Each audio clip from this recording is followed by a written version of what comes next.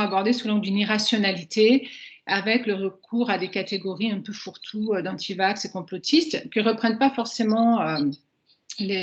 forcément la sociologie, mais qui sont quand même une sorte de consensus et qui pose, qui me semble en tout cas renvoyer à la manière dont des préconceptions en fait de la sociologie sont à l'œuvre et la manière dont elles s'articulent à la science, à la fois en problématisant les phénomènes de résistance, mais aussi en normalisant, voire en naturalisant des phénomènes d'adhésion, alors qu'il n'est pas certain que les phénomènes d'adhésion soient rationnels du point de vue des sciences, en particulier ce que donne à voir le débat actuel autour des résistances à la stratégie vaccinale. Donc ça, c'est voilà un peu pour l'élément de contextualisation de ma demande et de cette séance.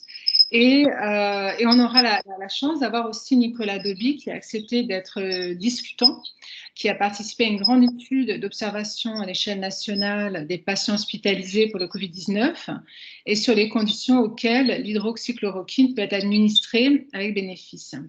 Je vais couper le son parce que vous allez me dire, j'ai l'impression qu'il y a un problème d'écho. Si je fais ça, ça va? Ouais. Vous m'entendez encore? Oui, ok. Je pense que ça venait de là. Et donc, Nicolas Dauby est spécialiste en médecine interne et maladies infectieuses au CHU Saint-Pierre, qui est un hôpital de référence pour le VIH-Sida, la tuberculose et les pathogènes émergents. Il est chercheur postdoctoral FRS-FNRS à l'Institut d'immunologie médicale dans le laboratoire d'Arnaud Marchand et a été récemment nommé chargé de cours en maladies infectieuses à l'ULB, la faculté de médecine. Il a 10 ans d'expérience de recherche dans le domaine des réponses immunitaires aux vaccins et aux pathogènes, et en particulier pendant la grossesse et la période postnatale. Et il est expert scientifique pour l'évaluation des vaccins à l'AFPMS FAGG. Il est également collaborateur scientifique à l'École de santé publique à l'ULB et ses travaux récents incluent des recherches sur l'épidémiologie des maladies évitables par la vaccination et l'hésitation vaccinale. Depuis le début de la pandémie de Covid-19 en Belgique, il a été membre actif de la Task Force belge pour la rédaction du guide thérapeutique pour l'infection par le SARS-CoV-2 chez les patients hospitalisés et a collaboré à la mise en place d'essais cliniques dans son institution. Il a enfin collaboré à différents projets de recherche concernant l'épidémiologie et l'immunologie de Covid-19. Donc, vraiment, merci à tous les deux d'avoir accepté cette invitation. Au niveau pratique, on aura 30 minutes de discussion, de présentation d'Isabelle Stengers et je vous demanderai les uns et les autres si vous pouvez montrer vos visages, ce qui permet aux intervenants de ne pas parler face à un écran noir, ce qui est quand même tout de suite beaucoup plus agréable. Puis, on aura 10 à 15 minutes de discussion, de réponse de Monsieur Dauby. Et enfin, on aura, j'espère, 30 minutes pour la discussion. Donc, n'hésitez pas dans les échanges à lever la main avec la petite icône et à enlever mettre le micro pour pouvoir parler ou à poser directement la question dans le chat. La séance est enregistrée, donc si vous ne souhaitez pas être enregistré, être filmé, vous pouvez tout simplement désactiver votre vidéo de manière à ne pas apparaître dans l'enregistrement. Donc voilà, Isabelle Stengers, la parole est à vous, vous avez 30 minutes. Merci. On m'entend? Je ne me vois pas. Ah oui, je suis tout en bas. Oui. Et je suis désolée d'être très mal centrée, mais je n'ai pas la caméra qu'il me fallait. Je ne sais pas pourquoi elle ne marche pas sur Teams. Donc, ça sera dans des conditions pas optimales pour moi et donc pour vous. Donc, merci d'avoir résumé mon article qui est en fait ce que je vais un peu développer, mais je vais commencer tout de même par rappeler que les épidémies sont une des histoires de l'humanité qui marquent et que la recherche du sens d'une épidémie a toujours fait partie en fait de la manière dont la réponse à cette épidémie inexplicable au départ, puisqu'on ignorait tout des agents épidémiques, dont la réponse s'est créée et a fabriqué chaque fois une certaine unité de sens.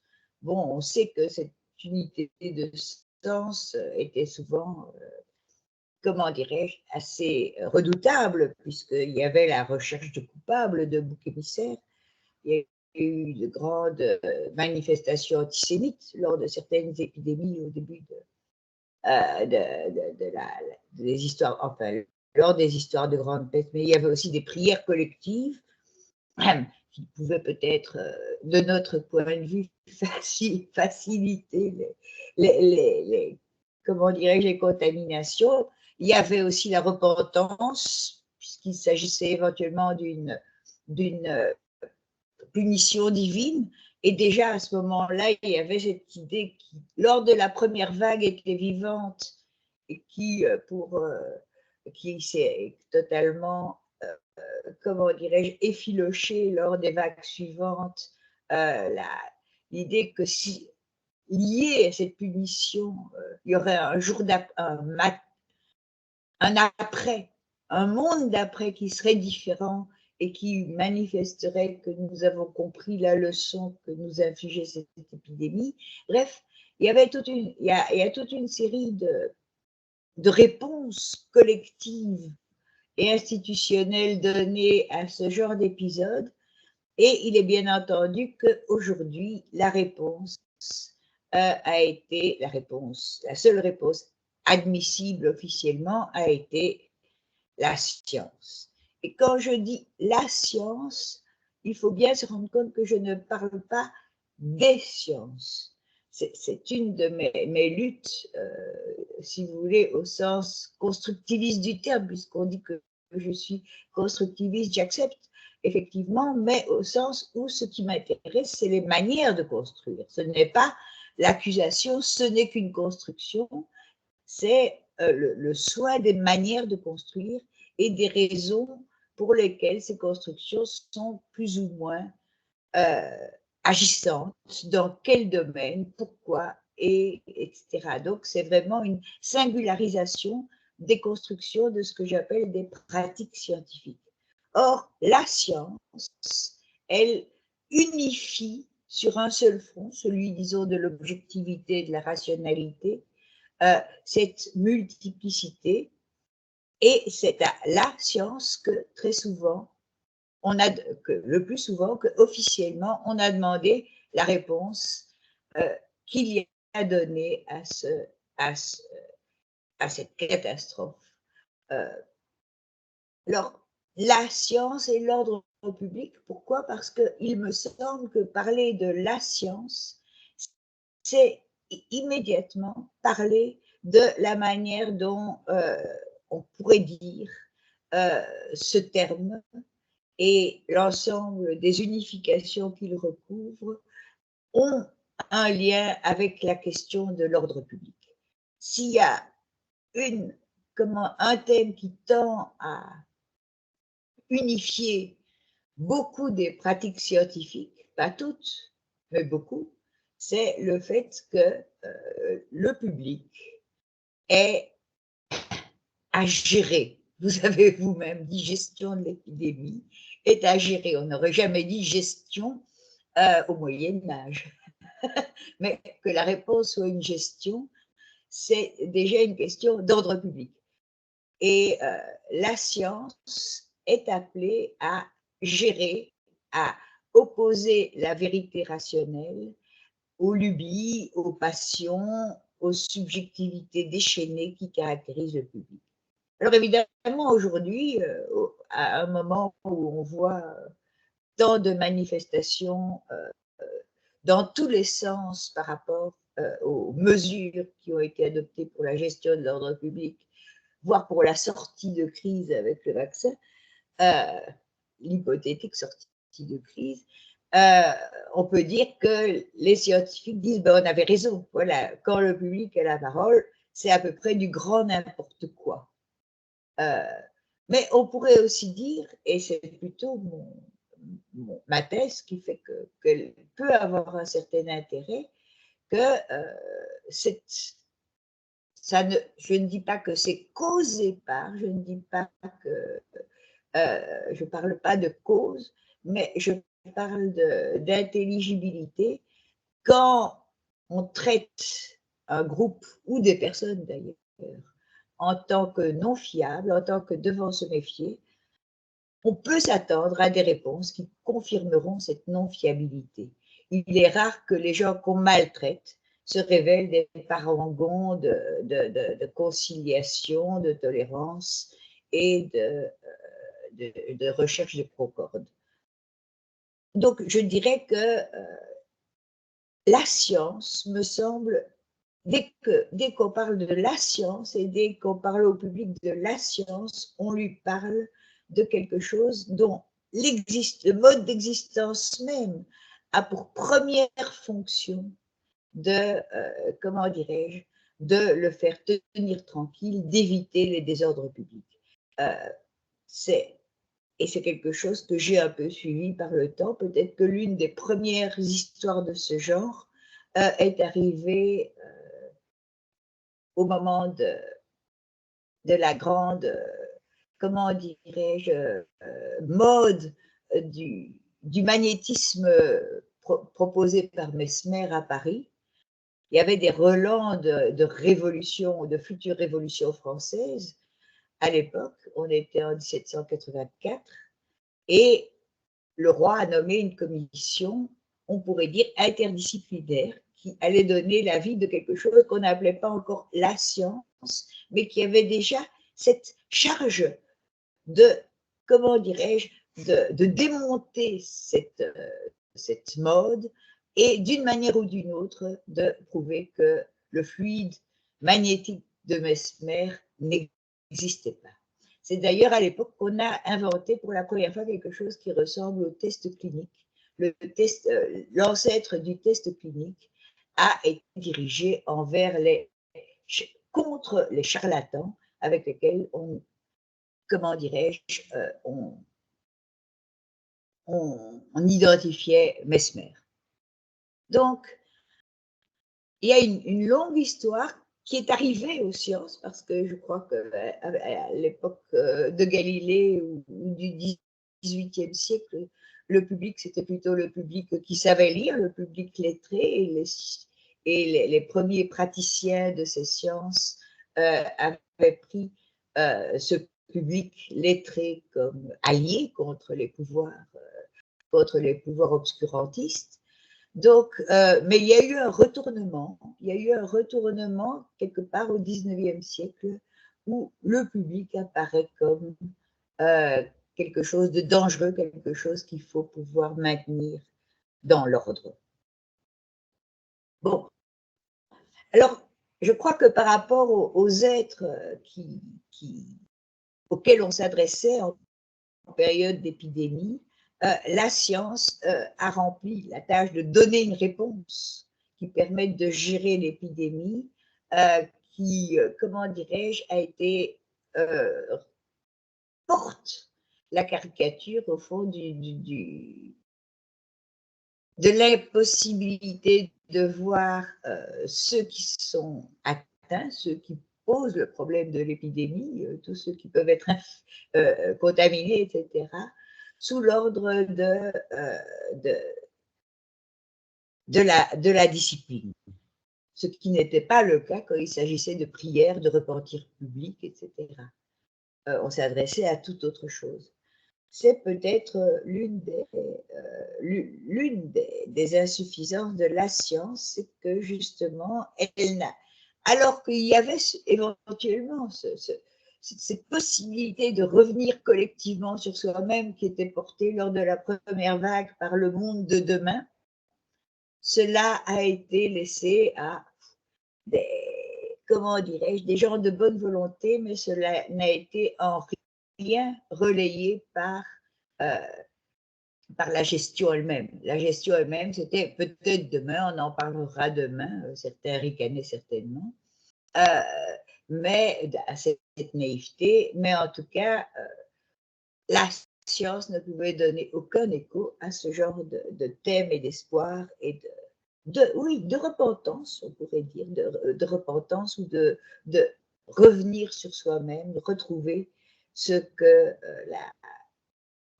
ce dont l'épidémie avait manifesté le caractère, au fond, illusoire. On se croyait en sécurité, nous ne l'étions pas. C'est en ça d'ailleurs que, pour moi, c'est pour ça que j'avais centré mon article dans l'esprit sur revenir sur Terre ou sur le devenir terrestre, c'est-à-dire cette manière de gérer les troubles en dit long et en dit du très inquiétant sur les manières dont seront gérés les troubles qui ne manqueront pas de se produire dans les années prochaines, qu'ils soient de type épidémique ou d'autres types catastrophiques liés au changement climatique et tout ce qui nous attend. Donc, à la science, je voudrais tout de suite opposer les pratiques scientifiques. Parce que face à l'épidémie, il me semble que les pratiques scientifiques se sont retrouvées extraordinairement diversifiées. Il y en a qui ont été à leur affaire. Dès que le laboratoire, la force propre aux productions de laboratoire est en cause, l'épidémie est un excellent champ d'apprentissage. En un temps record, je vous le rappelle, on a identifié le génome du virus et depuis, on suit la plupart des mutants. C'est quelque chose qui aurait été sans équivalent il y a 20 ans. C'est une rapidité de lecture du génome et de suivi des différentes mutations. Pas plutôt identifier le nouveau Omicron. On connaît qui il est, mais ce qui il est, malheureusement, est très peu bavard quant à qu'est-ce qu'il peut faire lors de la rencontre avec un corps vivant, et en l'occurrence, puisque ce virus est capable de contaminer les humains, avec un corps humain. Et là, je veux dire, la diversité explose. Parce que ce que la science tend à dissimuler, c'est que, alors que quand on pense au progrès scientifique, on pense avant tout au progrès des sciences expérimentales. Lorsqu'il est question de la rencontre avec un corps et que cette rencontre se fait sur un mode à ce point diversifié que on l'a appris, qu'on peut aller du trouble quasi imperceptible jusqu'à la mort, et une mort dont on dit qu'elle n'est pas due au virus, mais due à la manière dont le corps répond au virus. Donc on a affaire aux réponses du corps et à une diversité de réponses, et à ce moment-là, les sciences de laboratoire ne sont plus à leur affaire. Ce qui est à leur affaire, c'est au fond quelque chose qui est un empirisme bien outillé, etc., mais avant tout un empirisme, avant tout l'art d'observer, l'art d'apprendre de ce qu'on observe, l'art d'essayer de s'y retrouver dans une multiplicité enchevêtrée de situations. Et or, l'idéalisation, la science, fait que les scientifiques ont été amenés, notamment par la presse et les médias, à faire comme s'ils savaient. Très peu, oui, en Belgique plus qu'en France d'ailleurs, on dit, mais on ne sait pas, on est en train d'apprendre, on est en train d'observer. Mais nous ne savons pas, nous refusons le rôle de garant, de source de réponse à la question. Pour le moment, nous ne savons pas, nous ne pouvons pas dire, a existé, mais très peu. On a vécu, me semble-t-il, une espèce de mythification mensongère de ce que peut la science dans ces périodes où justement elle vient après ce qui doit être étudié. Elle ne peut pas le convoquer, elle doit suivre, elle doit apprendre à observer ce dont on pourrait dire est l'art des sciences terrestres qui ne peuvent pas, au sens où elles ne peuvent pas reproduire un objet au laboratoire dans des conditions où elles peuvent créer les questions pertinentes à son sujet. Ici, on ne sait pas quelles sont les questions pertinentes. Donc, ce qui a été produit a été avant tout des consignes adressées. Il y a eu des apprentissages. Hein, ceux qui disent maintenant nous avons le vaccin, oui, ben, le vaccin c'est un pur produit des sciences de laboratoire, sciences à leur affaire. Quand ça marche, puisque avec le virus du HIV, il est plus rusé que ça apparemment. Il y a eu des craintes qu'il n'y ait rien à faire face à ce virus-là. Finalement, il y a à faire, mais pas aussi. Comment dirais-je, ça n'a pas empêché les infections. Tiens, donc, l'auberge, si ça empêchait les infections, eh bien, la crise actuelle, comment dirais-je, n'aurait pas lieu. La crise actuelle aurait une toute autre affaire. Mais maintenant, il faut protéger les vaccinés. Ça devient. Enfin, bref, on peut dire que c'est avant tout la manière dont les différentes pratiques ont été présentées au public comme collaborant dans l'unité à la réponse à donner, qui a été, comment dirais-je, un mensonge, qui a empêché, au fond, une culture du non-savoir, une culture de la prudence et de « oui, nous ne savons pas », et qui a produit une espèce d'idéalisme, le public aussi, la question de ce virus qui existe, qui va son chemin, qui mute, qui semble profiter de toutes les opportunités pour contaminer, disparaissait, était toujours là, mais devenait de moins en moins intéressante par rapport à la réponse et aux insuffisances de la réponse. Effectivement, cette réponse ne donnait pas de sens autre que le respect des consignes. Les réponses ont été avant tout ce qu'on peut attendre de sciences qui observent et qui essayent de trier des réponses statistiques. Statistiques sur les cas, les cas à risque, donc des cas. Nous faisons partie, je suis vieille et légèrement assez bien en surpoids, donc j'étais doublement à risque. Donc les cas à risque et les statistiques de mortalité, etc. Ce ne sont pas des réponses. Pourquoi? Parce que cela implique que les individus, on ne s'adresse pas aux individus, on s'adresse à des possibilités de contact. On ne donne pas sens aux individus sur ce qu'ils peuvent faire. Pendant la première vague, j'ai été tout à fait frappée que lorsque les gens faisaient ce qu'ils pouvaient. On ne parle plus tellement de tous ceux qui vont aider les vieux isolés, etc.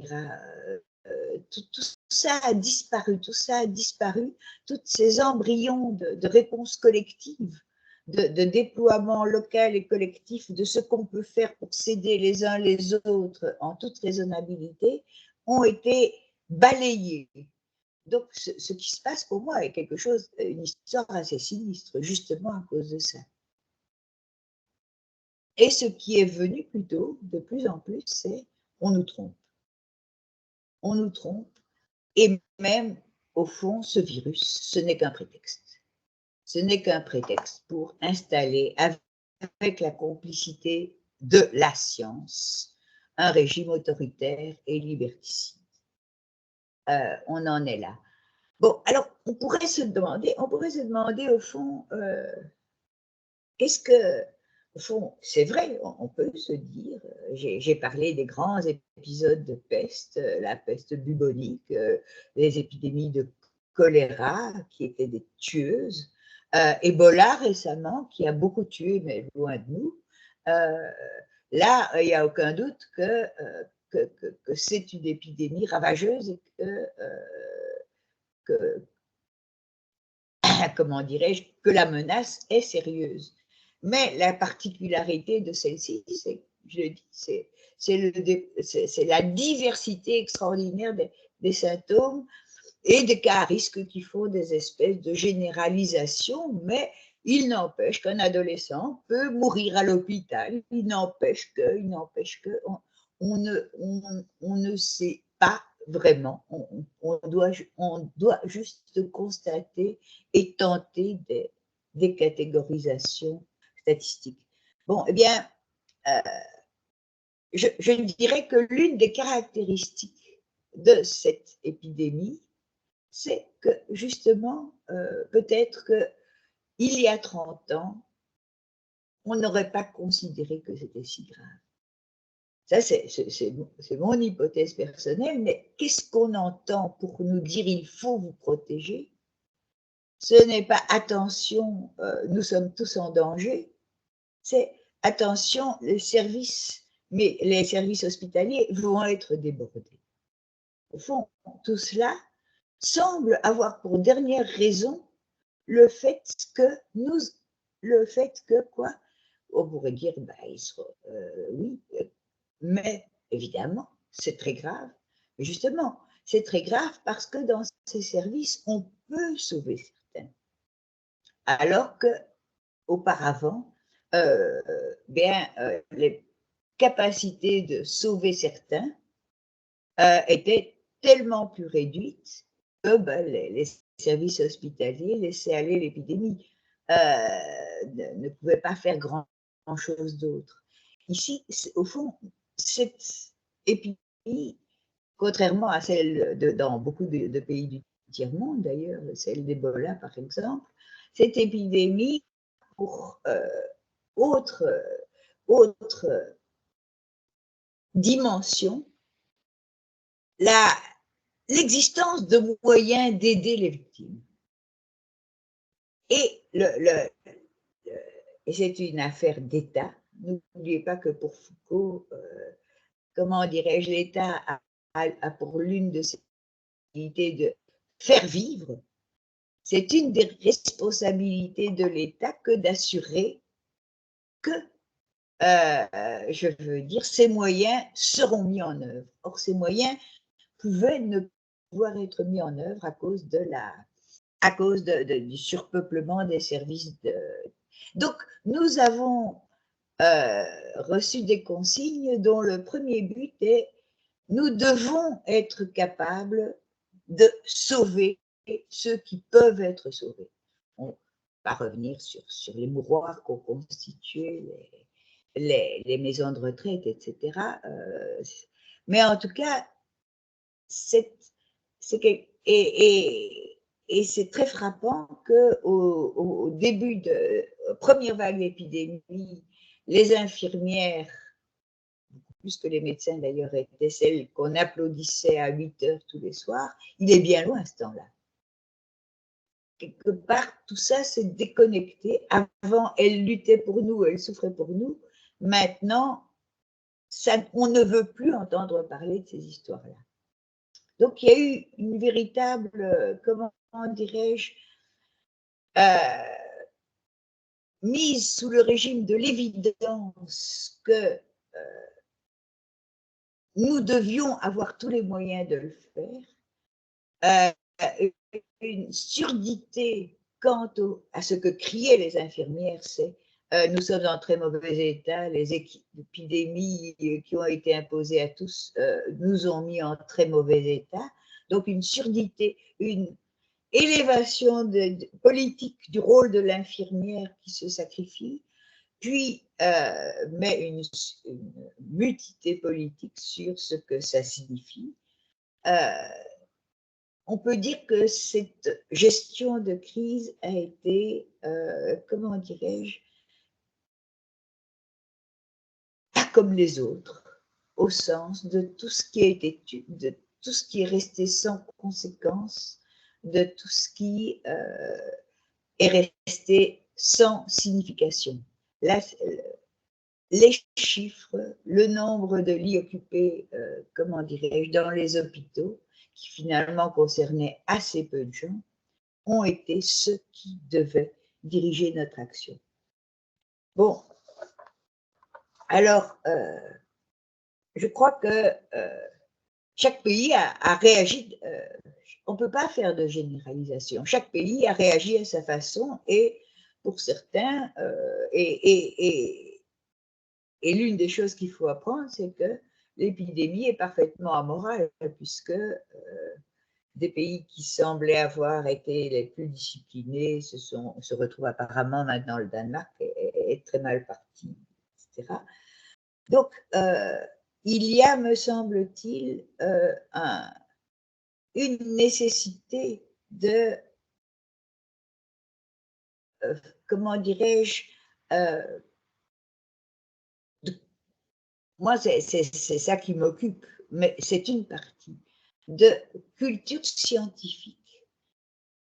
Et je crois que Marius Gilbert, que vous avez eu, était un peu là, de culture scientifique, de culture des scientifiques et du public, mais les scientifiques doivent changer pour ça, qui accentue le fait que rien n'est possible sans, comment dirais-je, sans non pas simplement l'acceptation ou la soumission du public à ce qu'on sait d'autre part, mais sans la participation du public à ce qui donne du sens à la situation.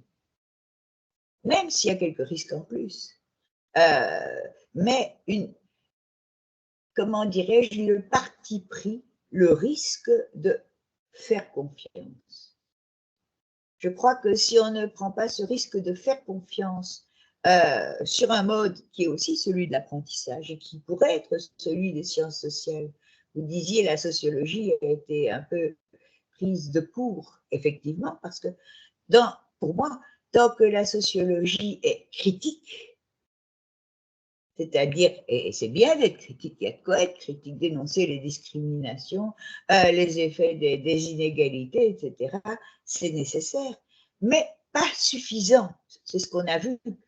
Les discriminations étaient totalement évidentes, ne serait-ce que la question du logement, la question de la capacité de travailler ou pas chez soi, la question est-ce qu'on a un jardin ou pas, enfin, plein, et les quartiers surchargés et surveillés par la police, plus particulièrement, tout ça a été très évident.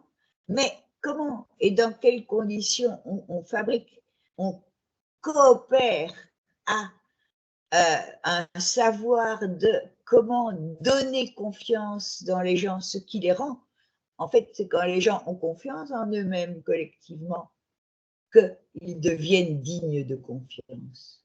C'est quand ils sont reconnus comme sachant des choses, quand ils sont habilités que.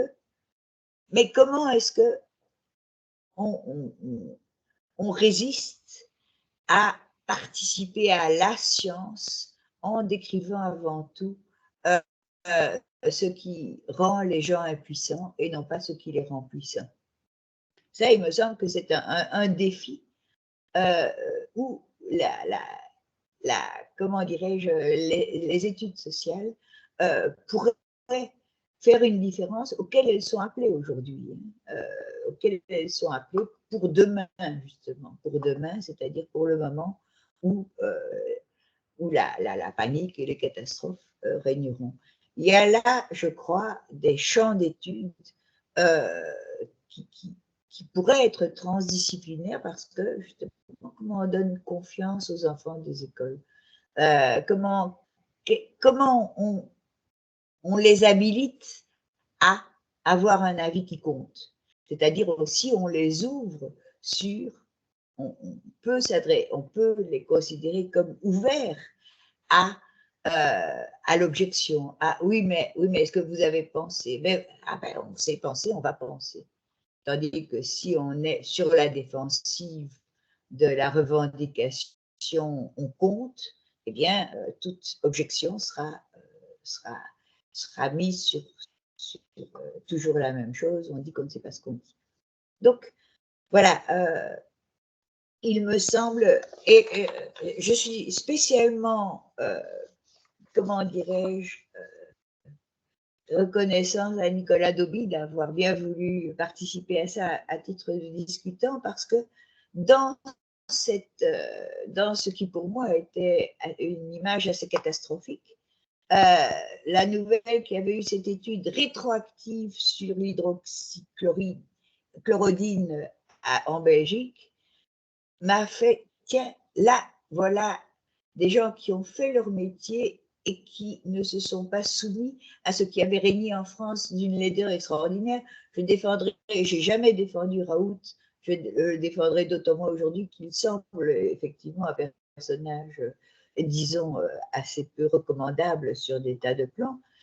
Mais par contre, quand j'entendais les journalistes et les personnes, médecins parlant au nom de la science, et les épistémologues physiciens comme Étienne Klein qui disaient que les Français n'ont aucun droit d'avoir une opinion sur l'efficacité de cette molécule parce qu'il faut attendre que la science se prononce et que cette science qui se prononce, c'était celle des essais cliniques, qui n'est pas du tout une preuve expérimentale, qui est une preuve qui a été en fait inventée contre les charlatans, c'est-à-dire pour pouvoir adresser à une molécule en tant que telle, à elle toute seule, la responsabilité d'une amélioration, responsabilité statistique, c'est-à-dire à définir comme de mauvaises raisons la manière dont des gens peuvent être aidés par leur confiance et par toutes sortes de choses dont la guérison n'est pas rationnelle, ne récompense pas la démystification, etc. Donc, quand j'ai vu une telle confiance administrée aux tests cliniques qui sont finalement des démonstrations statistiques et non pas des élucidations d'efficacité, j'ai été véritable. C'est là que je me suis dit, mais quel jeu ils jouent? Est-ce qu'eux-mêmes croient à ça ou est-ce qu'ils mentent purement et simplement? En tout cas, c'était une comédie du mensonge qui a suscité, je crois, les premiers mouvements de méfiance et de haine envers l'autorité scientifique, qui effectivement jouait un sinistre jeu. Et j'ai compris et appris que les cliniciens belges n'avaient pas participé à cette folie. C'est-à-dire qu'à la demande des patients, l'hydroxychloroquine était distribuée dans les hôpitaux, etc. Donc je me suis dit, tiens, il y a en Belgique, comment dirais-je, plus d'humour, plus d'humour par rapport à la science et à son verdict.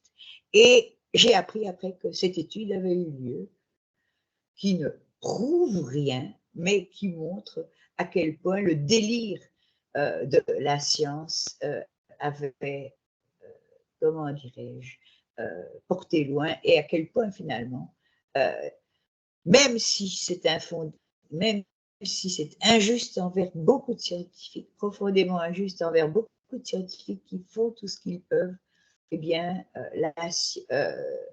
on peut comprendre la méfiance et la rage, la colère de Poujon. Voilà. Je ne sais pas combien de temps j'ai parlé, un peu trop longtemps, je crois, mais je me tais maintenant. Merci beaucoup, Isabelle. Donc, Nicolas Dauby, vous avez la parole. Bien, merci de m'inviter ici. Donc, je vais partager mon écran. 2 secondes.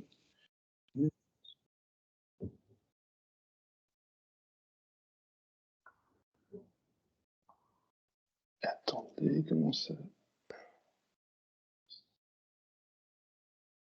Voilà. Voilà. Vous voyez mon écran?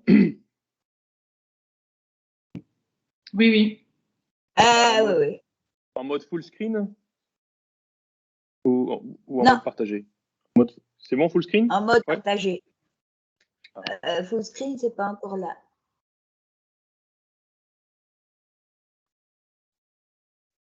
C'est bon? C'est bon. Oui. Ok, merci. Donc, j'ai divisé cette petite présentation, discussion, comme vous dites, en 3 parties. Donc, d'abord, je vais commenter sur l'utilisation tout à fait compassionnelle de l'hydroxychloroquine lors de la première vague de la pandémie en Belgique. Quel était le rationnel et la documentation, donc avec cette étude qui a été menée, cette étude rétrospective. J'illustrerai les limitations d'une étude qui est dite observationnelle en prenant non pas l'hydroxychloroquine, mais pour changer de thème, plutôt le plasma convalescent qui était également utilisé de manière compassionnelle massivement dans le monde entier, mais pas en Belgique. Et je terminerai sur un petit commentaire sur l'éthique des essais cliniques en temps de pandémie et en prenant les leçons qu'on avait déjà apprises avant cette pandémie Covid, secondairement à l'épidémie d'Ebola en Afrique de l'Ouest en 2014, et dont vous avez déjà parlé, professeur Stengers. Hein. C'est pourquoi c'est là ça. C'est pas le bon slide. Donc, au début, fin 2019, début 2020, je vous rappelle qu'on parlait d'une épidémie de pneumonie virale d'origine indéterminée. Et maintenant, comme le professeur Stengers a mentionné, on ne parle plus de pneumonie virale, mais d'une maladie multi-organique, hyper-inflammatoire. Donc, c'est le corps qui réagit au virus. Je crois que ça résume très bien l'état des connaissances actuelles. Je ne vais pas rentrer dans les détails. Mais en tout cas, début 2020, on parlait de pneumonie virale et donc on réfléchissait en termes de médicaments à visée antivirale. Donc, il fallait attaquer le virus. Et donc, qu'est-ce qu'on avait en fin février 2020 ? Eh bien, on avait des données in vitro qui avait été généré notamment par le laboratoire de Mark Van Ranst à la KUL sur le premier SARS, hein, vous vous rappelez le premier SARS au début des années 2000, et qui suggérait que la chloroquine, en laboratoire, inhibait la réplication du SARS numéro 1, et il y avait une étude américaine qui allait dans le même sens. Et donc vous voyez ici, ça c'est l'étude chinoise qui est publiée dans Cell Research fin janvier, début février 2020, et qui identifie parmi différentes molécules deux composés, le remdesivir, qui était un médicament antiviral qui existait déjà avant la pandémie, et la chloroquine, qui permettait d'inhiber sur tapis cellulaire la réplication du SARS-CoV-2, qu'on appelait à ce moment-là le nouveau coronavirus 2019. Et donc, c'est sur base de ces données et aussi d'une étude qui est publiée, je vous mets la timeline parce que c'est important que tout ça allait extrêmement vite. Hein, ça, c'est le 9 mars. Donc, une étude chinoise qui dit que plutôt que la chloroquine, l'hydroxychloroquine pourrait être utilisée et il propose, sur base d'un modèle pharmacodynamique, un schéma de dose qui serait efficace contre le virus.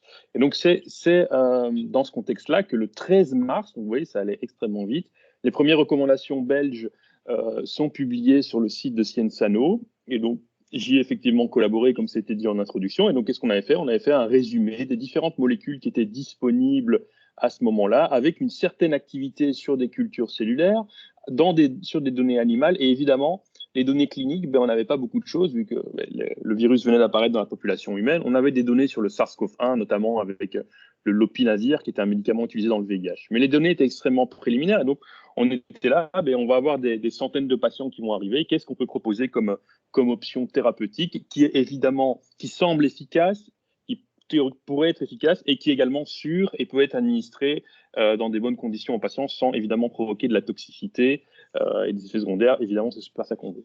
Et donc, on avait fait cette introduction ce qu'on appelait les guidance intérimaires. Et donc, on disait bien que c'était basé sur les meilleures preuves qui étaient disponibles dans la littérature scientifique, et ça allait être une espèce de guidelines vivante où chaque semaine, on allait mettre ça à jour au fur et à mesure que les données étaient publiées dans la littérature. Et donc, on avait regardé, comme je l'ai mentionné dans le tableau avant, les données in vitro, les données animales et tout ce qui était disponible, et on s'était effectivement inspiré des guidelines d'autres pays européens. Et donc, je me souviens avoir été regardé sur les recommandations hollandaises des Pays-Bas qui avaient publié ça genre 10 jours avant. Et là, ils mentionnaient également la chloroquine. Donc, ce n'est pas seulement en Belgique qu'on a utilisé l'hydroxychloroquine, c'est dans de nombreux pays européens. Et donc, on proposait effectivement de considérer l'hydroxychloroquine selon un dosage en faisant évidemment attention aux interactions potentielles. Il y avait un autre médicament, on n'a pas du tout parlé, mais le lopinavir a également été utilisé dans les hôpitaux belges parce que différents spécialistes ont jugé qu'ils ne voulaient pas utiliser l'hydroxychloroquine, mais ils ont utilisé le lopinavir.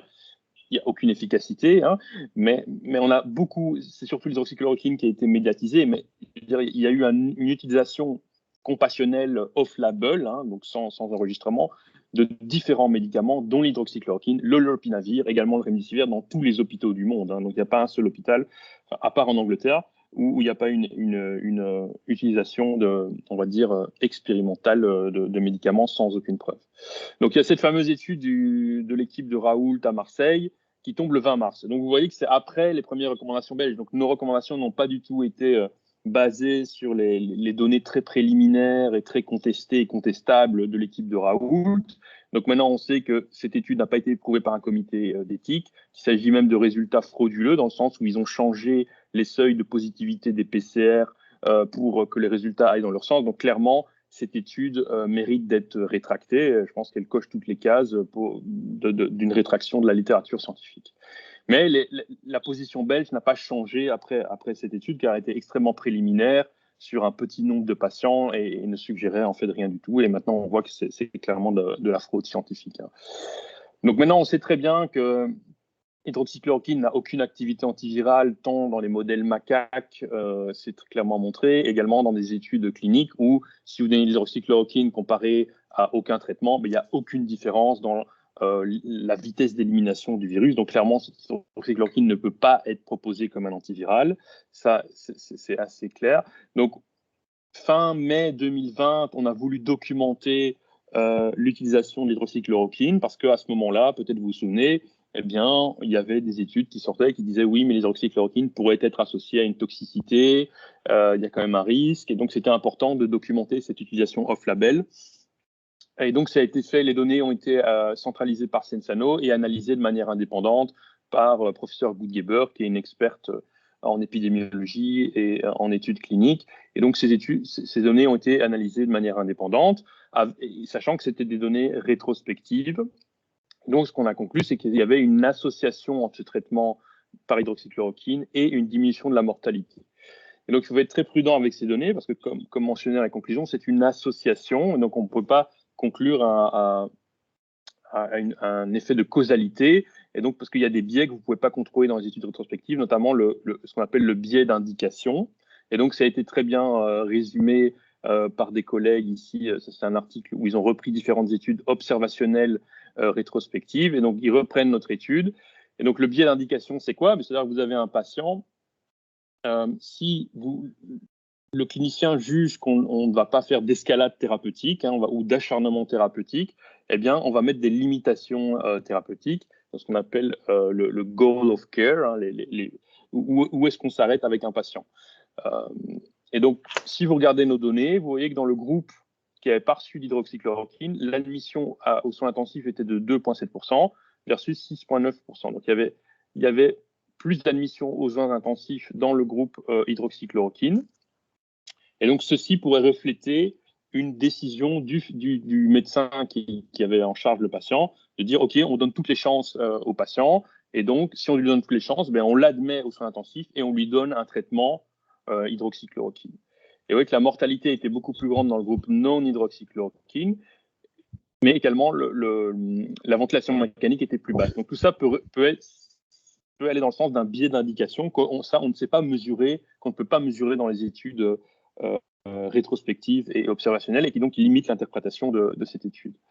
Maintenant, c'est clair que les réponses par rapport à l'inefficacité de l'hydroxychloroquine, c'est venu de deux grands essais cliniques internationaux, l'essai Recovery en Grande-Bretagne et l'essai Solidarity dans une dizaine de pays, donc en Europe, en Amérique du Nord, en Asie et en Afrique.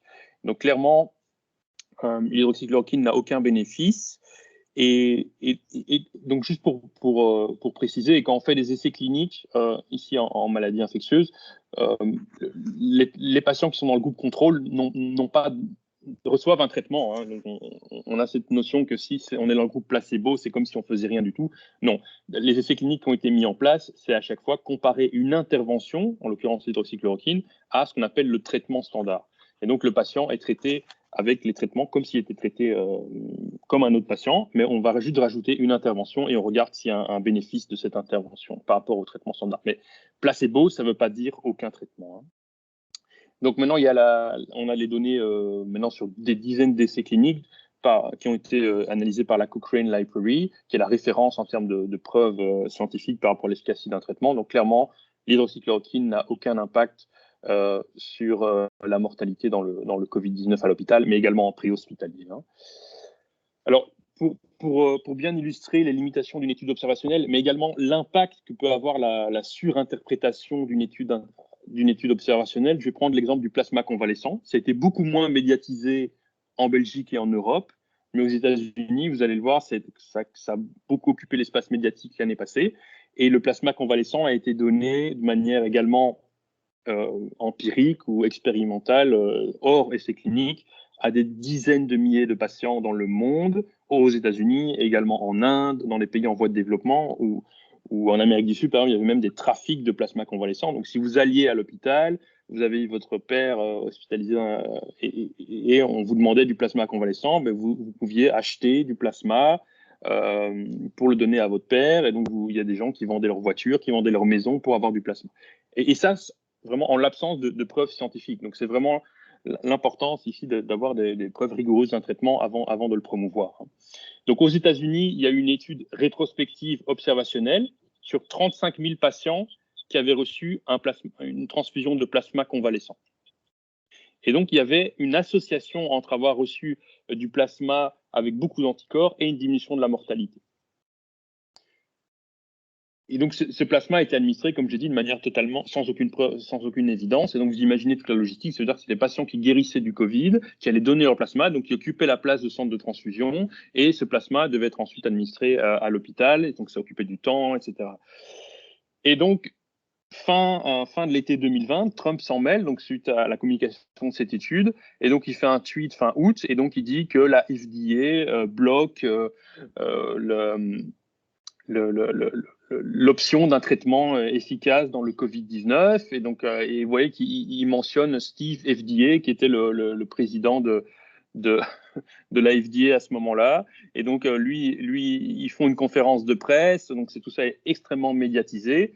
Et donc, voici le slide de la FDA pour dire voilà, que le plasma convalescent diminue la mortalité à 7 jours. C'est significatif statistiquement. Mais, comme j'ai mentionné, c'est une étude rétrospective observationnelle. Donc, les gens n'ont pas été randomisés. Et c'est sur cette base que le plasma convalescent est autorisé comme traitement aux États-Unis. Et donc, quelques mois plus tard, début janvier, il y a une méta-analyse d'essais cliniques randomisés qui sort dans le JAMA, donc qui est le journal de référence médicale aux États-Unis, et qui montre clairement que ce plasma convalescent n'a aucun bénéfice chez le patient hospitalisé. Donc ça, c'est vraiment l'illustration des limitations des études observationnelles et le danger de surinterpréter les études observationnelles, parce que vous voyez le gaspillage de ressources qu'a constitué cette utilisation de plasma convalescent. Des dizaines de milliers de patients ont reçu un traitement inefficace, et aussi des dizaines de milliers de gens ont été donnés leur plasma dans les centres de transfusion. Donc potentiellement, ils ne donnaient pas leur sang, mais ils donnaient leur plasma, ce qui est quand même préoccupant pour l'approvisionnement en dons de sang. Hein. Et en Belgique, on a fait une étude, on a fait un essai clinique avec le plasma. Donc, on avait la capacité à donner du plasma à beaucoup de patients à l'hôpital, mais ça n'a pas été fait. Ça a été fait dans le cadre d'un essai clinique sponsorisé par le KCE, donc l'État fédéral. Ça s'appelait l'essai Down Plasma dans 22 centres hospitaliers en Belgique, dont le CHU Saint-Pierre, avec la collaboration de la Croix-Rouge et de la Rode Kreuz. Et donc, on a communiqué l'étude l'été passé. Et donc, il n'y a pas de bénéfice à administrer du plasma. Et donc, en Belgique, on a fait ça dans les règles. Et ça a permis, je pense, d'éviter un gaspillage de ressources, comme ça a été le cas aux États-Unis, mais dans d'autres pays également, en Inde ou en Amérique du Sud.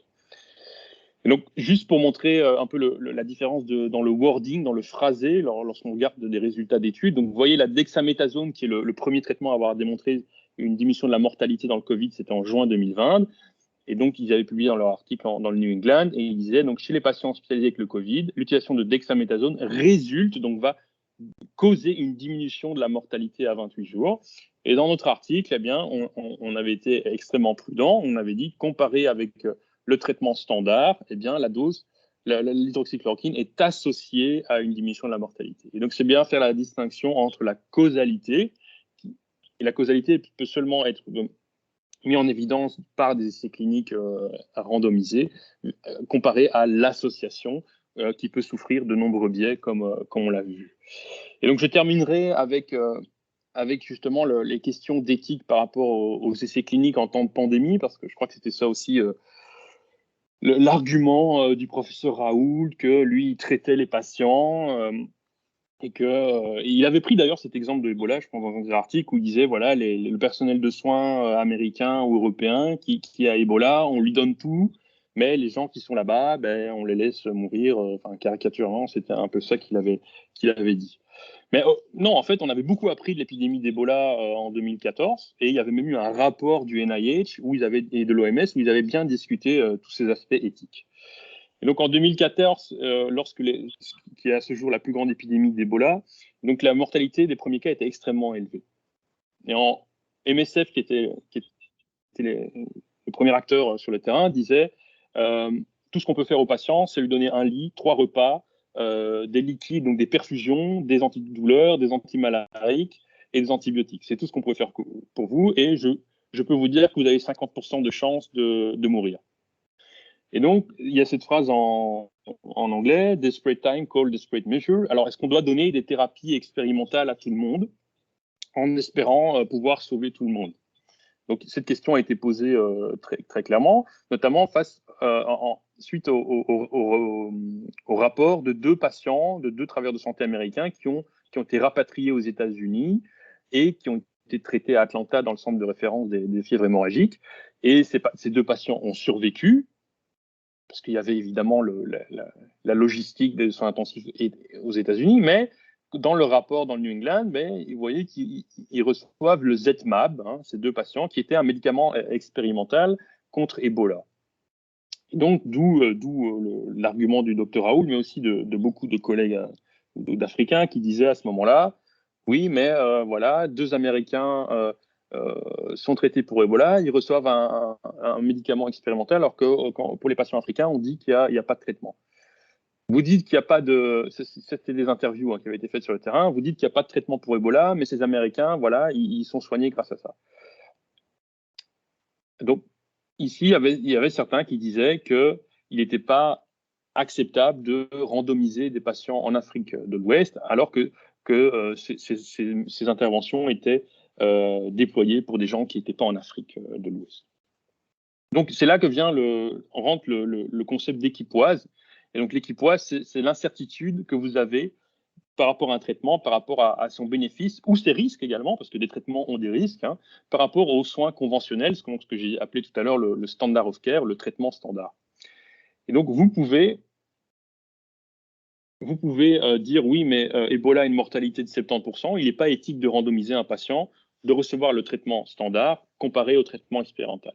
Mais notamment, il faut relativiser tout ça, parce que lorsque vous avez un médicament, vous avez 90% d'échecs en général. Vous ne pouvez pas prédire le succès d'un médicament dans une maladie. L'intervention thérapeutique peut aggraver le pronostic. Donc ça, c'est vrai. Vous pouvez induire de la toxicité, par exemple. Il y a des données qui suggèrent que le plasma convalescent, chez certains patients, ça peut aggraver la maladie dans le Covid-19 parce que vous avez des auto-anticorps que les gens qui ont survécu au Covid-19 ont produits et qui donc peuvent provoquer des maladies chez les patients qui le reçoivent. Par ailleurs, on dit que Ebola a une mortalité de 70%, mais ce taux de mortalité est incertain. Et maintenant, on le sait, dans Ebola, il y a des formes subcliniques, des formes même asymptomatiques. On l'a revu maintenant avec la réémergence d'Ebola chez un patient qui avait gardé le virus pendant des années.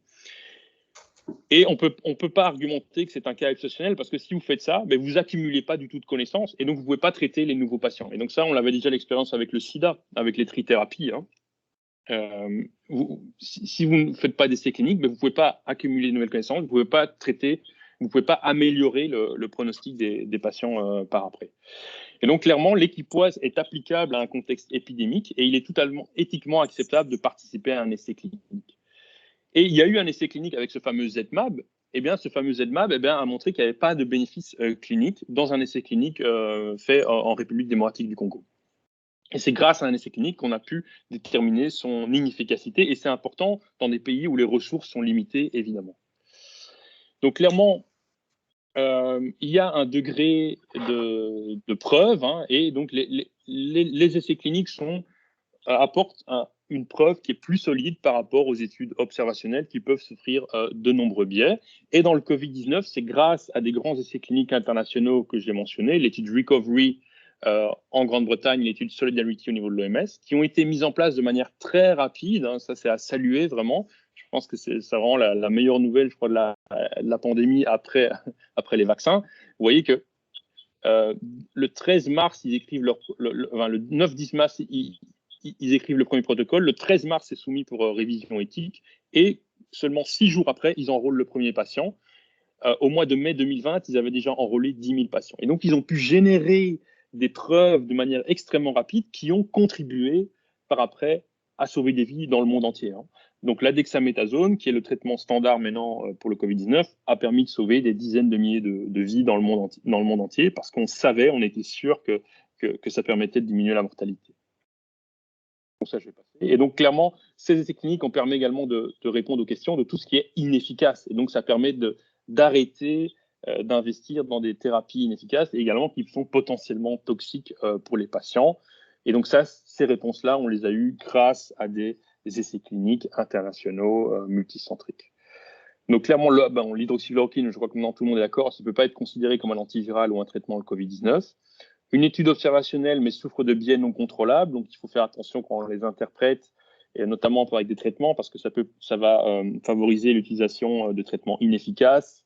Et donc, ces essais cliniques randomisés sont en temps de pandémie le moyen le plus sûr, le plus équitable, parce que de fait, vous permettez à certains patients de bénéficier d'un traitement potentiellement efficace, mais aussi le plus rapide afin d'obtenir une réponse concernant l'efficacité d'un traitement. Et c'est très important, notamment pour des pays à faibles ressources, parce qu'ils doivent savoir qu'est-ce qui fonctionne et aussi qu'est-ce qui ne fonctionne pas pour savoir où ils doivent investir. Hein. Et j'en resterai là et je suis heureux de prendre des questions éventuellement. Merci. Je ne sais pas si encore quelqu'un. Oui. Oui, merci beaucoup pour cette présentation. Est-ce que Isabelle, vous voulez peut-être répondre, réagir à l'intervention de Nicolas? Je veux dire, j'aime beaucoup cet exposé parce que justement, c'est un exposé pragmatique et que c'est l'intérêt des patients et pas l'autorité de la science qui était mis en premier plan. Simplement, ce que l'intérêt des patients est évidemment primordial, mais pour moi est primordial aussi la manière dont on parle de tout ça. Et ici, on en a bien parlé. On manque totalement de récits, on manque de récits, c'est-à-dire d'intermédiation sur les incertitudes, qui ne mettent pas en cause, comment dirais-je, les certitudes de la science, mais la nécessité, parce que l'étude randomisée, c'est une étude à tâtons. Simplement, on essaye que ce soit le plus dépourvu de biais possible. Mais cela ne veut pas dire que, effectivement, la frustration, la confiance que certains mettent dans des... J'ai entendu en Afrique qu'ils avaient des tas de questions, mais qui ont, etc. Le fait que des gens aient confiance, aient une certaine confiance dans ce qu'ils font, que ça ait du sens pour eux, est aussi une donnée importante. Donc, l'existence de ces cliniques qui nous ont été communiquées est importante. Ce qui est important, c'est justement qu'on l'apprenne ici, que ça n'ait pas fait les grands titres des journaux, que c'est une affaire médicale et qui intéresse les médecins qui cherchent comment le mieux aider leurs patients, mais pas, comment dirais-je, un cri de triomphe contre les fausses médecines. Simplement, ça guide ceux qui ont les moyens de comprendre de quoi il s'agit dans les termes où ça a été fait. Je crois que c'est vraiment la culture, quand je dis la science, science qui était en marche, c'était des cliniciens qui faisaient tout ce qu'ils pouvaient et qui ont appris des choses extrêmement précieuses. Ce que j'ai vu à propos de l'affaire Raoult, c'était effectivement quelque chose qui était devenu un facteur d'espoir pour un grand nombre et qui, comme tel, a été démystifié.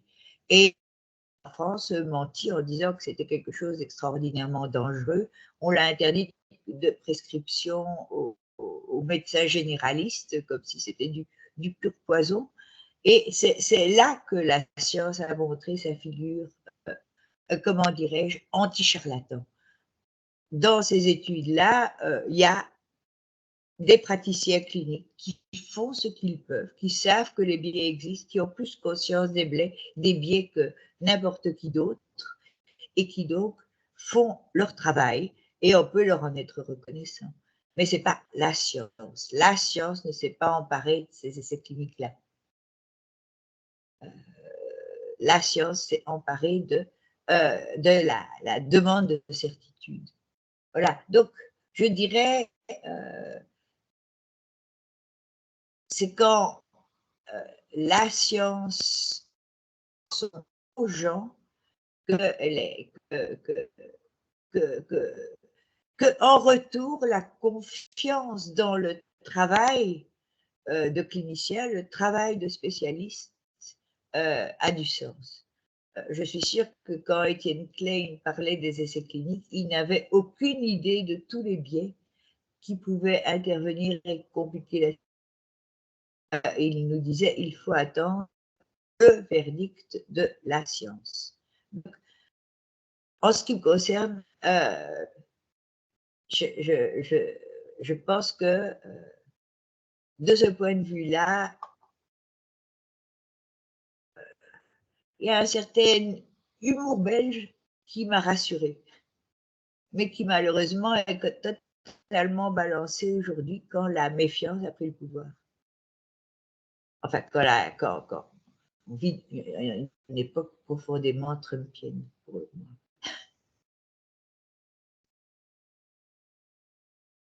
Mais il ne faut jamais oublier l'humiliation, la manière dont les gens peuvent être humiliés quand on leur dit c'est pas prouvé, donc ça n'a aucune valeur. Oui, ça a de la valeur pour moi. Et qui sait, dans les biais, il y avait peut-être que ceux qui désiraient l'hydroxychloroquine lui faisaient confiance et que ça les a aidés. Qui sait? Parmi les biais, il y a aussi la confiance qu'on a dans sa capacité de penser à qu'est-ce qui peut et qu'est-ce qui pourrait nous aider.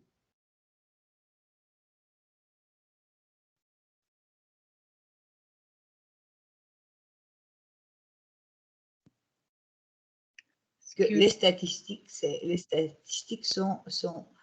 sont là pour, comment dirais-je, pour attribuer à un produit indépendamment de ce qu'on en pense, comment dirais-je, l'efficacité. Or, les arts de guérir, non, les arts de guérir ne peuvent pas se passer de ce qu'en pensent les gens. Sauf pour éviter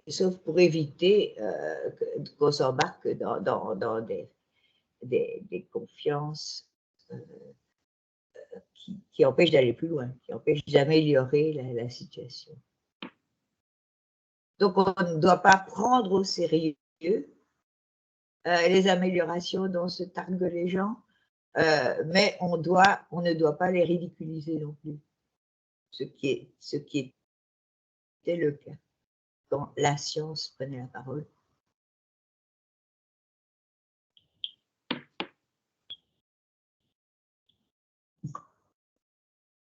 Est-ce que quelqu'un veut réagir? Oui, Éric Muraille. Oui, bonjour. C'était vraiment un exposé très intéressant. J'aurais voulu juste en fait qu'on ait une petite précision sur le sens de certains termes qui, à mon avis, n'ont pas forcément toujours le même sens en fonction des contextes. Donc Isabelle Stengers a utilisé de manière récurrente le terme de science Donc j'ai bien compris que ça ne faisait pas référence à une discipline, c'est la science avec un grand S. Mais on parle de quoi exactement? De la communauté des chercheurs, des institutions scientifiques, de la méthode scientifique avec un grand M? Ça, c'est juste ma première question. Et c'est un peu la même approche pour deux autres mots. Isabelle Stengers a beaucoup parlé de charlatan. Alors, charlatan en faculté de médecine, ça a quand même une connotation assez négative de quelqu'un de malhonnête. Mais je crois, pour avoir lu Isabelle Stengers, que le terme n'a pas vraiment le même sens pour elle, si elle pouvait le préciser. Et alors, ma dernière petite sous-question concernait l'autoritarisme.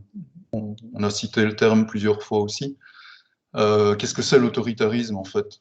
Est-ce que c'est l'État qui sort de sa neutralité et qui va imposer une définition du bien commun et qui va assumer un rôle régulateur? Ou est-ce qu'on parle de l'autoritarisme en référence à un processus de dictature où un très très petit nombre de gens qui n'ont pas de légitimation démocratique vont imposer, je dirais, leur volonté?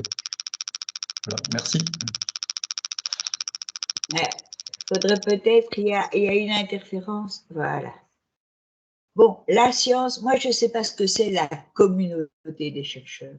Je connais bien les communautés des chercheurs, c'est-à-dire les communautés qui rassemblent ceux qui s'entre-reconnaissent comme collègues compétents, mais une communauté des chercheurs qui réunirait les physiciens et les médecins cliniciens, pour moi, ça n'existe que sous cette étiquette, la science. Et de la même manière, la méthode scientifique, moi j'ai fait des études de chimie et j'ai fréquenté beaucoup de physiciens, je n'ai jamais entendu parler de la méthode scientifique. Ça n'existait pas pour nous.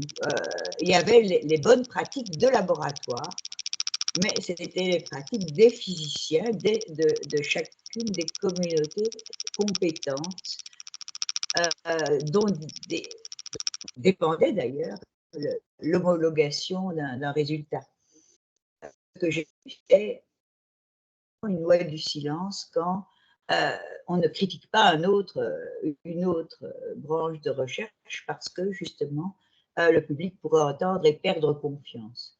Donc, tous les termes en singulier quand il s'agit des pratiques scientifiques, comment dirais-je, me font penser qu'ils parlent en présence de ceux qui ne doivent pas perdre confiance. Quand il y a des sciences qui sont uniquement méthodologiques, mais ça veut dire que justement, elles ont affaire à quelque chose par rapport auquel l'empirisme est de rigueur, ce qui n'est pas le cas en physique véritablement. L'empirisme est de rigueur, c'est-à-dire elles suivent quelque chose qu'elles ne peuvent pas mettre sous contrôle. Bon, alors charlatans, effectivement, je dirais que les charlatans, je les prends en mauvaise part parce que les charlatans sont une création moderne. Du point de vue des médecins d'aujourd'hui, d'ailleurs, tous les anciens thérapeutes étaient des charlatans, puisque ce qu'ils utilisaient n'était pas certifié scientifiquement, puisque leur guérison ne prouvait rien. Le charlatan est celui, et en ce sens, Raoult s'avère être un charlatan, et en plus un charlatan malhonnête désormais, puisqu'on a appris ça. Comment dirais-je, le charlatan mais Raoult échappait à ça en disant eh ben moi je vais pas prouver, je refuse le genre de preuve qu'on me demande. Donc il était relativement intéressant au sens où ce mot preuve, comment dirais-je, je l'appellerais plutôt monstration ou indication, mais pas preuve au sens où on l'entend dans les sciences équipées par le laboratoire, pour le laboratoire et dans le laboratoire. Donc, le charlatan moderne est celui qui prétend avoir prouvé au sens usuel que sa stratégie thérapeutique, disons, est la bonne, fonctionne ou est efficace. Donc, par contre, ce que j'honore, et que je n'appellerai jamais charlatans, c'est ceux qui donnent toute leur importance à l'art de guérir et à la multiplicité de ce qui peut intervenir dans une guérison. C'est-à-dire qui se donnent l'obligation des résultats et pas seulement des moyens. Ça, je n'appellerai pas charlatans, j'appelle ça des guérisseurs, c'est-à-dire ceux. Et nous devons la vie tous probablement à des guérisseurs du passé, à des guérisseurs du passé qui ont été interdits de fonctionnement au nom de la science.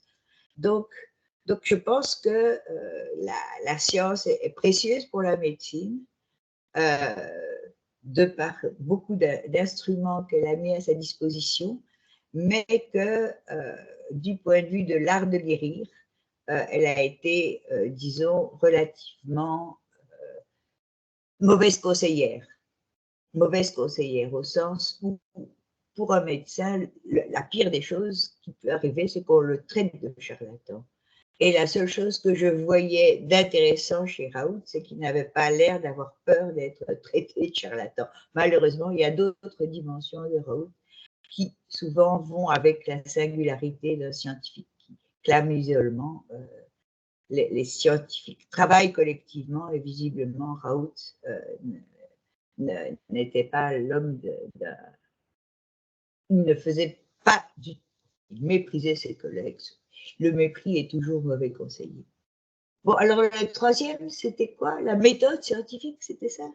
Oui, ben, ça je l'ai dit en passant. C'était l'autoritarisme. Ah, l'autoritarisme. Ben, l'autoritarisme, c'est l'idée que les sciences, pour moi, les sciences, la notion d'autorité n'est pas liée à la notion de science usuelle, comment dirais-je, par définition. Les sciences, on dit que les sciences cherchent à trouver la manière d'interroger les phénomènes sur un mode qui mette d'accord les spécialistes entre eux. Et quand ça existe, c'est une extraordinairement belle réussite, mais c'est une réussite qui, comment dirais-je, souvent n'intéresse que les compétents eux-mêmes. Je prends souvent le fait que le neutrino a désormais une masse comme exemple. Pour les spécialistes, ça ouvre des tas de recherches, des tas de possibilités de questions, même des possibilités d'instrumentation nouvelles.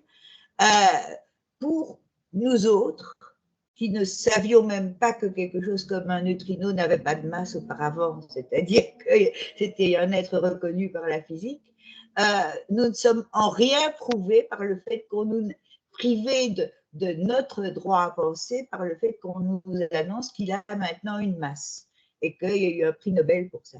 Par contre, quand les sciences s'intéressent à des questions qui sont d'intérêt commun, à ce moment-là, l'autorité devient un poison.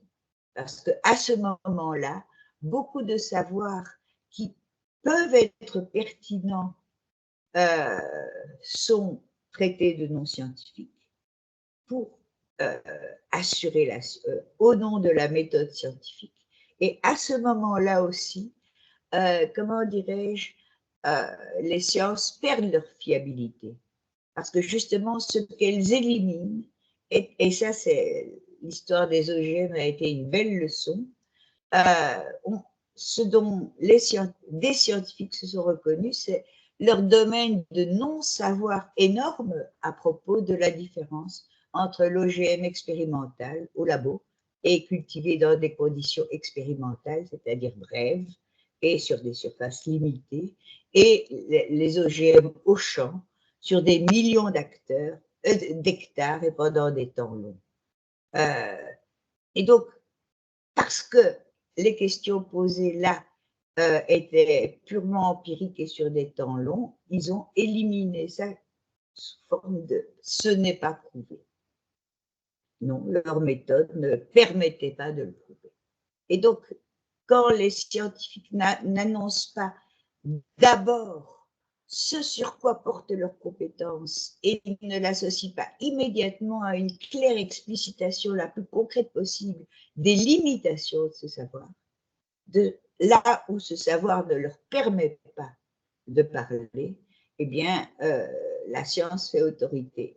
Tant qu'ils ne font pas ça, ils ne pourront pas faire divorcer le type d'écoute qu'ils méritent et le type d'autorité auquel ils prétendent. Et en général, c'est la science qui intervient quand il s'agit d'autorité. Lorsqu'il s'agit d'une recherche compétente, on ne dit pas vous devez reconnaître l'autorité de la science, maintenant le neutrino a une masse. Inclinez-vous. Je m'en fous. Et pour beaucoup je m'en fous. Et j'ai le droit de m'en foutre et ça ne dérange pas les scientifiques. Par contre, l'aventure qui a mené à donner le neutrino aux masses, donner une masse au neutrino, je m'en fous pas. C'est une belle histoire. Merci pour ces réponses. Juste un point, donc je suis tout à fait d'accord avec vous concernant le fait qu'il n'y ait pas de communauté scientifique unitaire, ni de méthode scientifique unitaire. Mais vous parlez quand même de la science au singulier, quand vous dites qu'elle est complice de, ou qu'elle cautionne. Ouais, parce qu'elle implique qu'il y a une communauté unitaire. Ce singulier implique l'unité qu'elle n'a pas. Et empêche cette unité de se déployer dans sa singularité, dans sa diversité, dans sa vérité.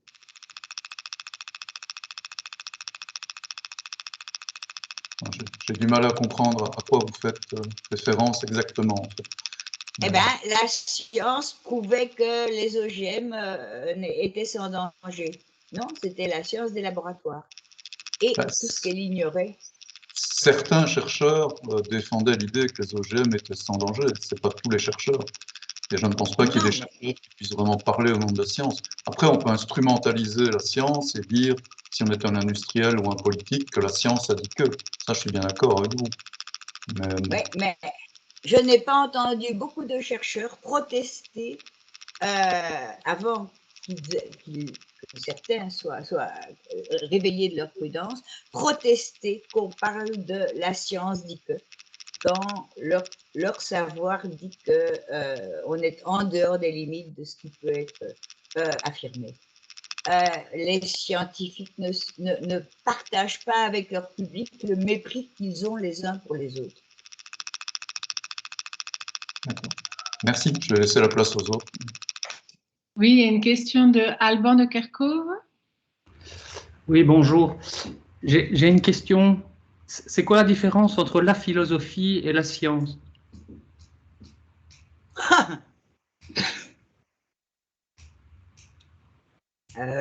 C'est le genre de question. Ben, comment dirais-je, une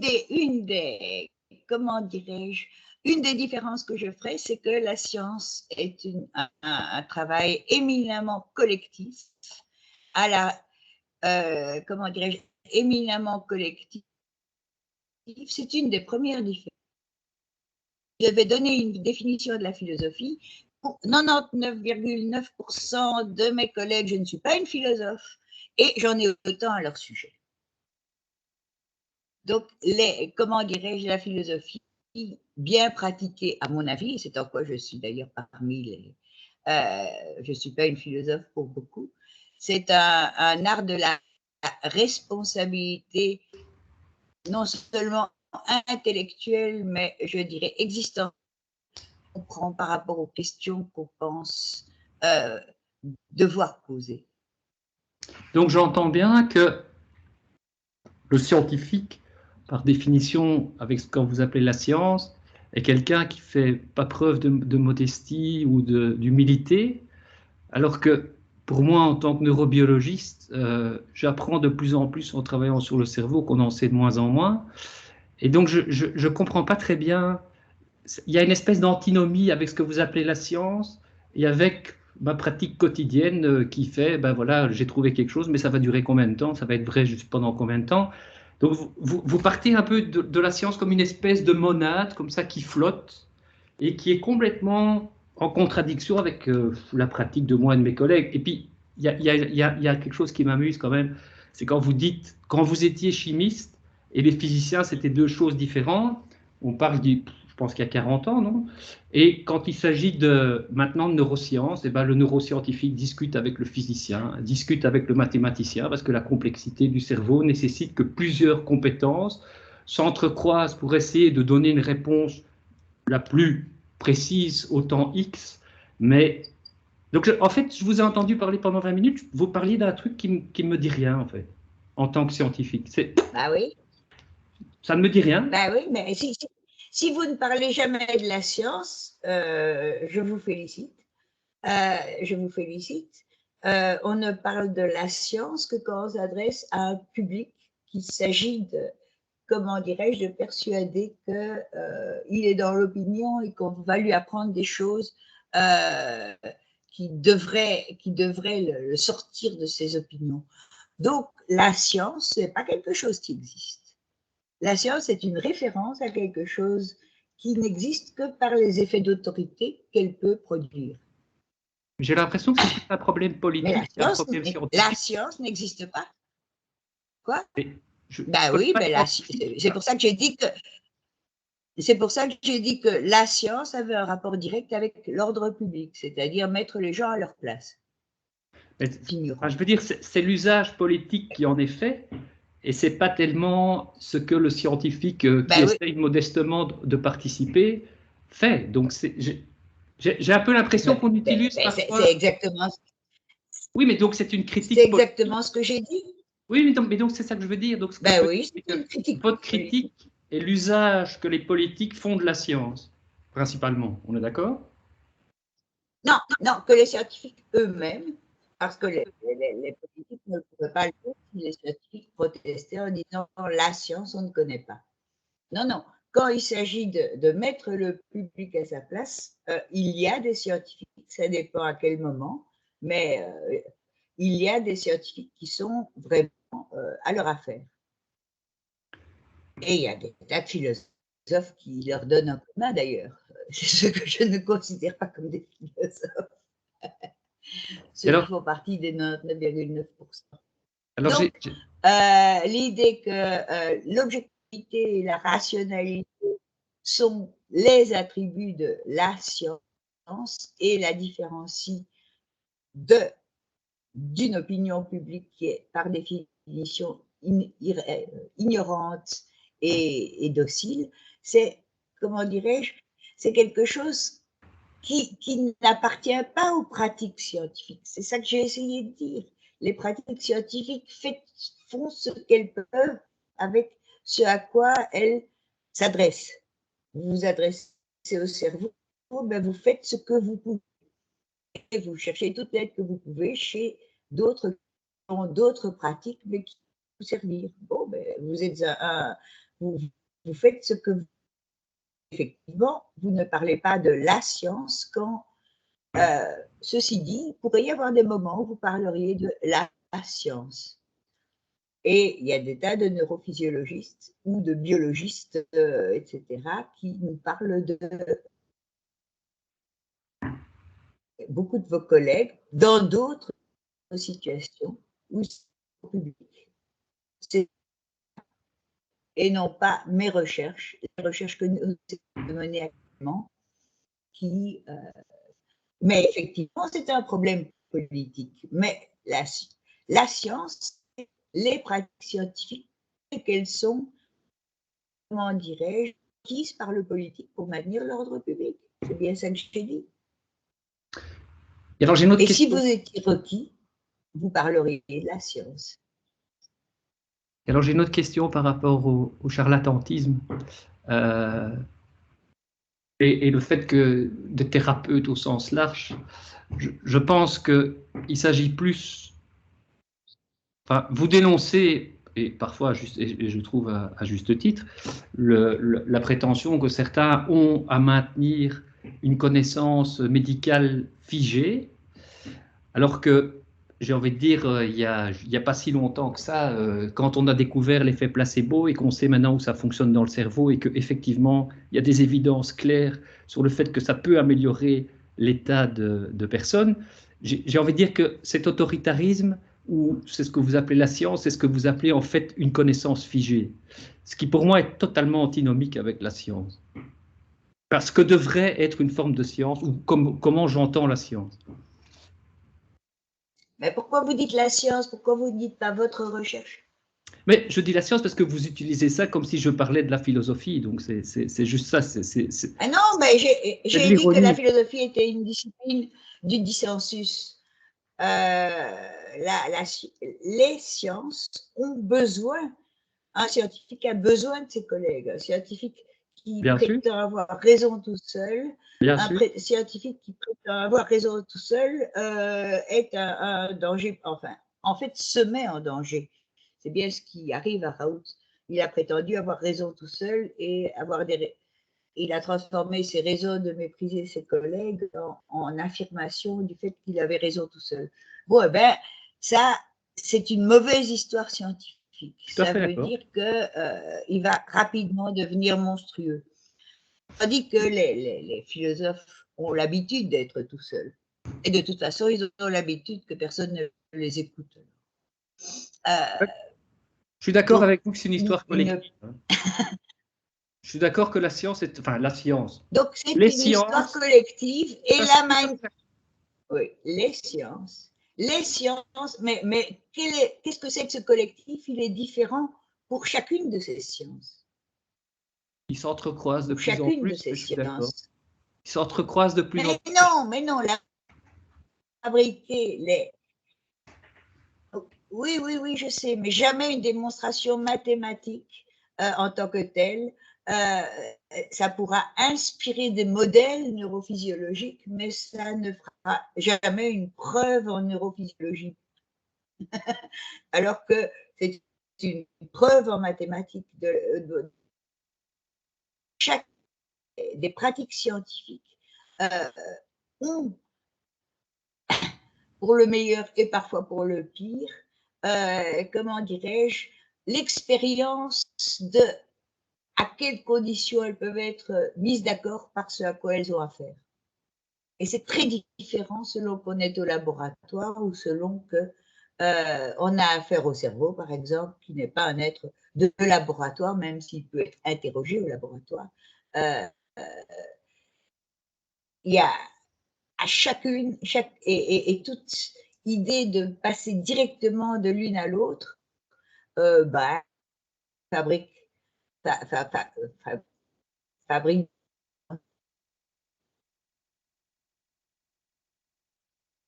Donc, il y a pour moi une vraie pluralité des sciences qui devrait être cultivée et qui les rendrait beaucoup plus intéressantes, non pas pour tout et n'importe qui, mais beaucoup plus intéressantes pour ceux qui s'intéressent à qu'est-ce que c'est ces aventures humaines par où des communautés réussissent à dire ensemble des choses nouvelles sur ce à quoi ils ont affaire.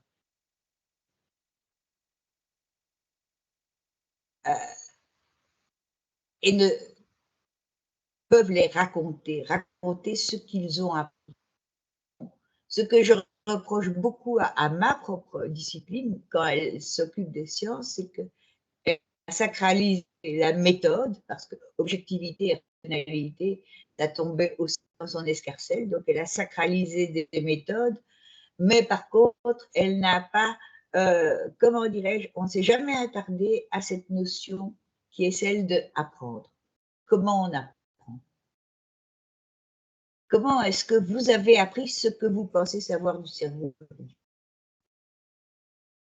Ça, c'est une belle histoire. Pas à pas. Quoi? Pas à pas. Ben oui, mais ça, c'est trop peu. Ça, c'est l'autre de l'humilité. Non, c'est des histoires de déconvenues, des histoires de complications inattendues, des histoires de, etc. Non, c'est un apprentissage. C'est insuffisant de dire pas à pas, parce que ça veut dire, et nous sommes modestes en plus.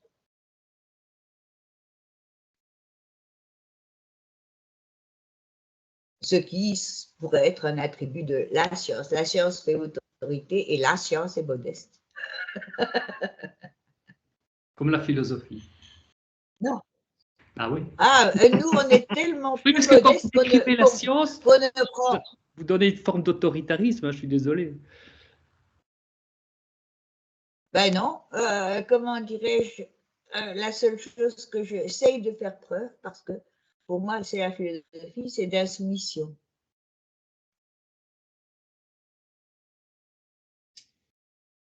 Mais l'insoumission ne veut pas dire l'autorité.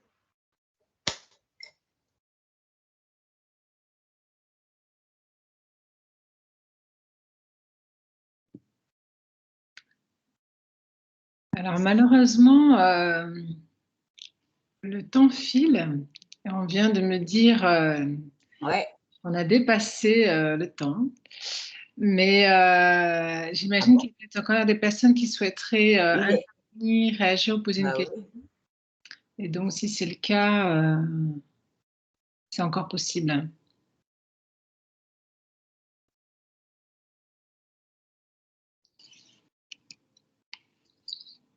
Oui, Nathalie. Bonjour. Tant qu'on peut, je me permets alors. J'ai une question pour Isabelle. Tu évoquais finalement en filigrane la biopolitique pour parler de la question de la gestion et de l'ordre public. Et alors, si j'ai bien compris, tu disais finalement, on n'aurait pas géré cette crise il y a X années comme maintenant. Est-ce que ça veut dire qu'il y a un régime biopolitique qui a changé? Est-ce que c'est le cas? Qu'est-ce que tu penses de cette idée qu'on serait dans une transformation d'un régime biopolitique? Est-ce qu'on est toujours dans la biopolitique? Ou bien est-ce que je n'ai pas du tout compris ce que tu as dit? Merci. La biopolitique, c'est un mot, donc je sais. Tout ce que je sais, c'est que ce que Foucault a appris, l'une des, comment dirais-je, des dimensions de la biopolitique, c'est l'État, le souverain, disons, c'est l'État qui est le souverain ici, enfin, le gestionnaire, comment dirais-je,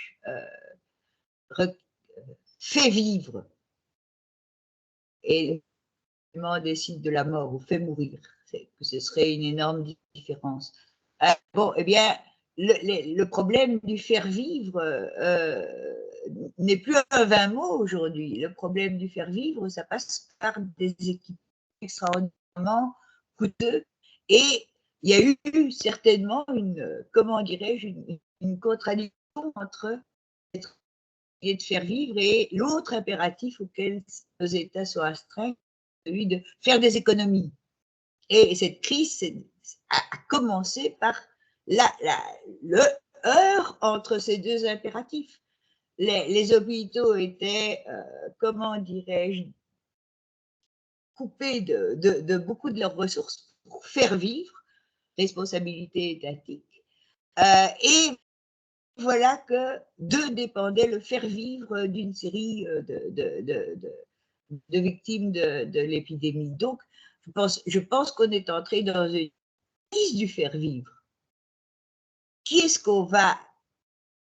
Sur qui va porter la responsabilité de faire vivre que pour le moment, et que peut-être que l'une des choses qu'on peut craindre, c'est que effectivement l'idée qu'on doit faire vivre puisse, comment dirais-je, devenir quelque chose de plus en plus hypocrite. Parce que nos vies seront de plus en plus mises en précarité par les temps qui viennent.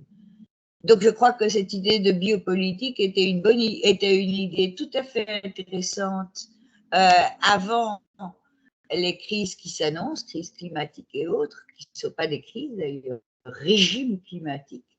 Et je crois qu'on est là comme ailleurs, dans une inconnue, mais que l'épidémie montre à quel point nous sommes mal préparés. À quel point ceux qui nous gèrent sont pris dans des conflits d'impératifs. On parle toujours de l'État, mais l'État aujourd'hui est pris dans des conflits d'impératifs. Il devrait nous faire vivre à travers la crise climatique. Il ne peut pas le faire parce qu'il doit répondre à des impératifs économiques. Donc, on est dans une période de crise politique, de crise étatique plutôt, dont l'épidémie d'aujourd'hui est un précurseur timide. J'ai toujours eu l'impression que comment dirais-je, j'ai toujours eu l'impression que on ne doit pas appliquer aux États d'aujourd'hui des catégories qui ont été créées pour un État, pour critiquer un État triomphant. Pour le moment, on doit plutôt critiquer, critiquer toujours, mais caractériser un État en plein conflit d'impératifs et réduit au mensonge. Parce qu'il y en a qui ne surveillent mieux que d'autres. Les pouvoirs économiques ont plus de pouvoir de le surveiller et de le contrôler que les manifestations sur le climat et pour la défense de la Terre. Les comptes à rendre au pouvoir économique sont plus directs que les comptes à rendre aux gens inquiets. Donc voilà, je te dirais la biopolitique, pour le moment, elle est en régime de conflictualité crue. Parce que oui. Donc c'est la politique de... Quoi? C'est finalement un concept un peu périmé, quoi. Alors on peut l'utiliser comme étant un reliquat de quelque chose, mais pas forcément quelque chose sauf qu'on peut, qui peut nous caractériser. Sauf qu'on peut le comprendre de la manière dont deux héritages du passé entrent en conflit. Ouais. Donc, c'est pas que ce soit périmé, c'est que c'est mis en crise. Mais le jour où ce sera périmé, nous serons dans un autre monde. Je crois aussi. Merci. Merci beaucoup. Merci beaucoup Isabelle Stengers et Nicolas Doby pour votre participation et voilà, pour aussi toutes les pistes qui ont été ouvertes. Là, on a terminé sur l'État, sur le lien aussi entre, même si on l'a vraiment, ça a été ébauché en fait, comment on peut développer une culture scientifique et qui permettrait de mettre en crise peut-être cette science, la science qui homogénéise et essaie de purifier les sciences au travail. Et donc, je pense qu'il y aurait eu plusieurs d'entre nous auraient sûrement eu envie de continuer la discussion sur ces différentes questions, y compris sur l'État. Et c'est intéressant de la manière dont la biopolitique ressort à un moment donné où tout le monde utilise la biopolitique. C'est vraiment une routine du vocabulaire pour penser aux questions de pouvoir. Mais bon, ça pourra faire l'objet d'une autre discussion plus tard, peut-être plus centrée sur l'État, à voir. En tout cas, je regrette de devoir clôturer maintenant si tôt. Je vous remercie tous. La prochaine séance aura lieu le 13 janvier à 14h. Elle sera avec Andrea Rea du GERM et Judith Racapé de l'École de santé publique sur la question des inégalités sociales, ethniques et raciales en lien avec le Covid. Donc, vous êtes bien sûr les bienvenus. Encore un grand merci et bonne fin de journée à tout le monde.